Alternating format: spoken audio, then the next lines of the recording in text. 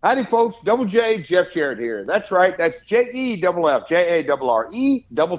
Double J, Jeff Jarrett. And WWE Hall of Famer and the host of My World with Jeff Jarrett. And you're listening to The RockStop with Chris Contra.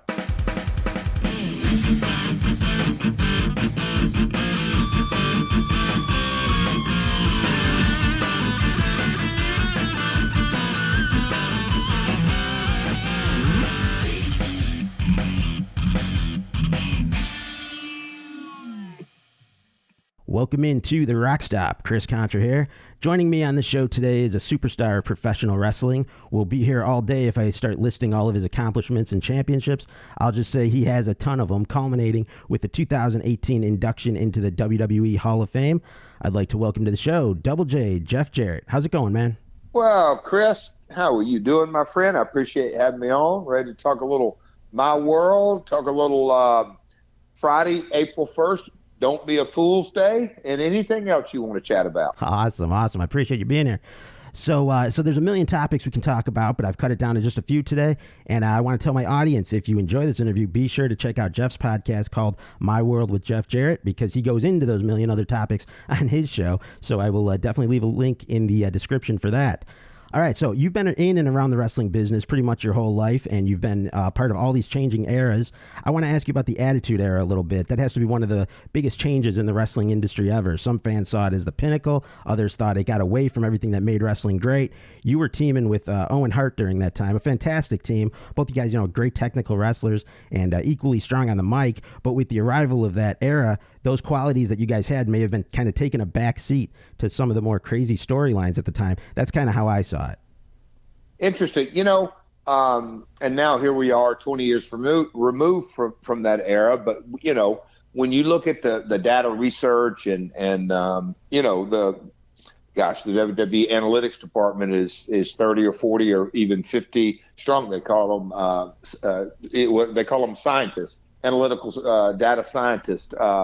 That specifically researches the wrestling industry all over the globe. But not only their studies, I've seen network studies, I've seen all kinds of stuff that dive into it. And to this day, the Attitude Era is really, in so many ways, the talent from that era are the most popular. And I don't think it's any one thing that you could put your finger on.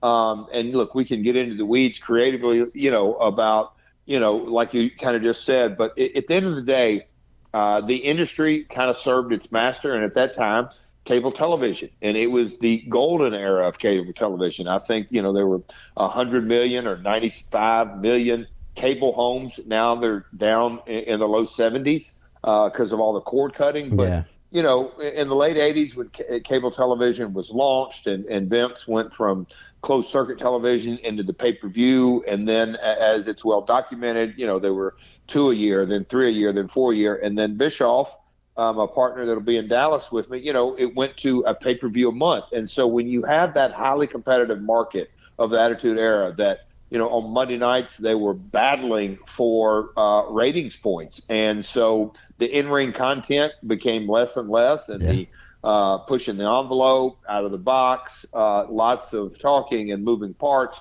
It's kind of the nature of the beast. But at the end of the day, they were serving who was paying the bills, and that was the cable industry as well as the pay-per-view industry. So times have changed, and now it's much more of a digital space and a streaming space. But the Attitude Era, in so many ways, it was just astronomical, highly, highly profitable. It set the stage for Vince to take his company public. But then, you fast forward 20-something years now, and WWE's coming off their most profitable year in the history of the company.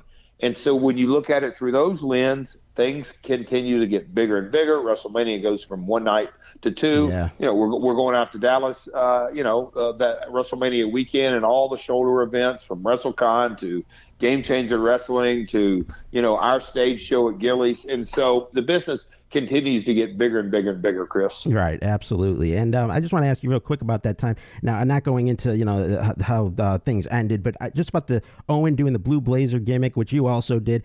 I've heard reports that, he he did not like that. But I know you and him at that time were both kind of like, swapping the blue blazer. Did he really hate that whole gimmick at that time?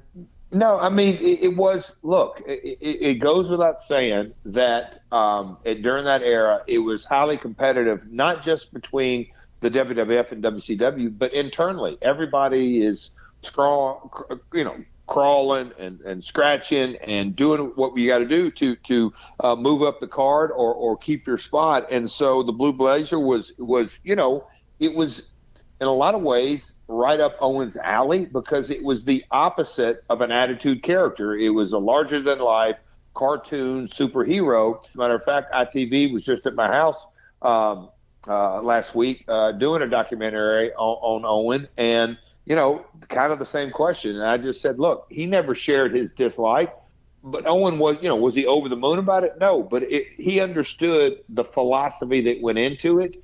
And look, talent all the time gets creative that they're maybe not enamored with or elated with, and you just sort of move on from it. But you make the best of the situation, and Owen was a businessman and understood that. Yeah, right. Gotcha. And I know just when you dressed as the Blazer, did you kind of, because, you had to act like Owen a little bit, so you kind of picked up some of his in-ring kind of personality to put yourself out there to kind of confuse the audience, right? Well, you got to do that. I've mimicked, you name it, from Doink the Clown to Dusty Rhodes to all points in between. So it's part of it. But we enjoyed that because it was as they say, a whodunit. Right.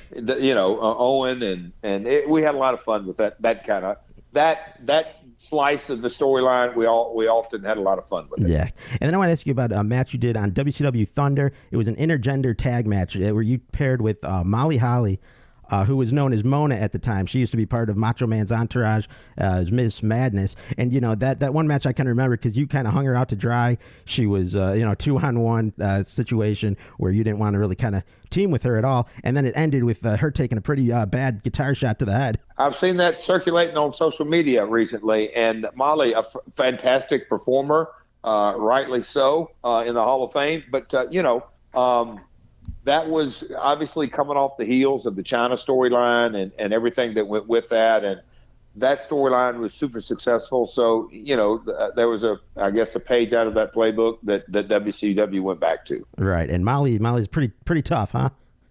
You ain't kidding. She's very tough.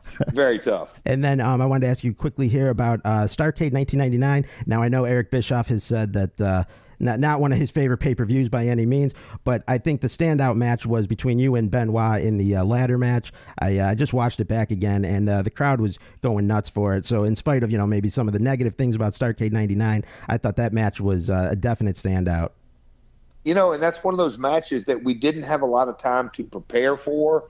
It was, Chris, obviously with the situation went down and how his life ended along with Nancy and the child.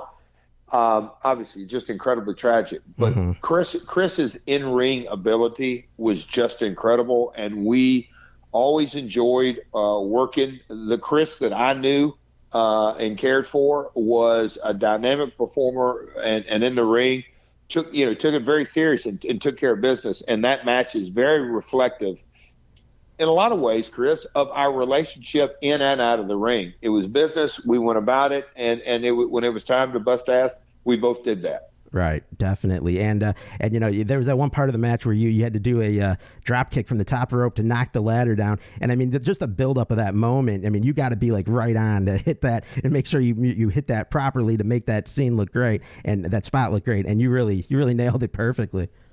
That's one of those, I don't want to call it Easter egg, but, doing My World with Conrad, there will be certain matches that he'll even call back like, oh, I forgot about that. Because, there's just certain segments. And I remember that match vividly. Again, Chris's athletic ability and his willingness to go the extra mile and not one to shy away from any physicality. Those are the traits that made Chris who he was. And it was, candidly, in a lot of ways, an honor to be in the ring in a ladder match with him in that setting. in spite of all the political upheaval that was going on in the organization, the company at that time. Right. And then the final thing on that match would be when he comes off the very top of the ladder for his signature, headbutt move. I mean, is that freaky at all? You have confidence in Benoit, right? At that time, you got to have that, and that's the part of in a lot of ways that's the art of the industry. Right. Yep, exactly. And then two more things here. I think it was the final pay-per-view for WCW, if not the final, one of the last ones, was the pay-per-view of Sin, where Sid Vicious, famously or infamously broke his leg in the main event match, which you were part of. I mean, just sort of a chaos situation.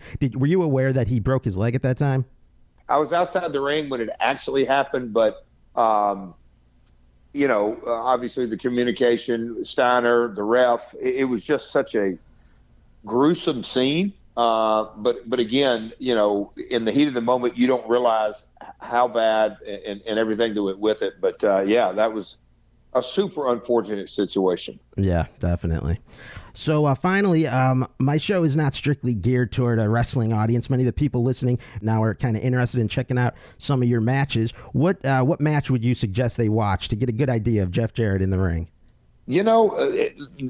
Launching the podcast and at My World Pod and the YouTube channel My World Pod, that my YouTube channel has so many clips from so many different matches. I think that is the best starting place, because whether it was a match with Shawn Michaels or a throwback to like a Moondog match or a Jerry Lawler or even a Kurt Angle match, I'll let you decide for that, Chris. I'll let you point your listeners in that direction. Definitely many to choose from. I mean, just coming off the top of my head, I could think of your matches with Razor Ramon, X-Pac, and I mean, you've had quite a career throughout all these years, and I thank you for taking the time today to come on the show. And what do you got coming out on the podcast? Anything? We've got. I mean, you just tune in. You never know what's going to pop up. And again, Chris, I appreciate having me on. Friday, April 1st, 7:00 on Fight TV. It is going to be a show with Jeff Hardy and Steven Regal and myself and Conrad Thompson and Eric Bischoff. It's literally a show that you're not going to want to miss, because we have even a few more surprises up our sleeve. So I appreciate you having me on. Awesome. And I will leave all the details to that event. So thanks again, Jeff, and take care, man. Yep. Thanks, Chris.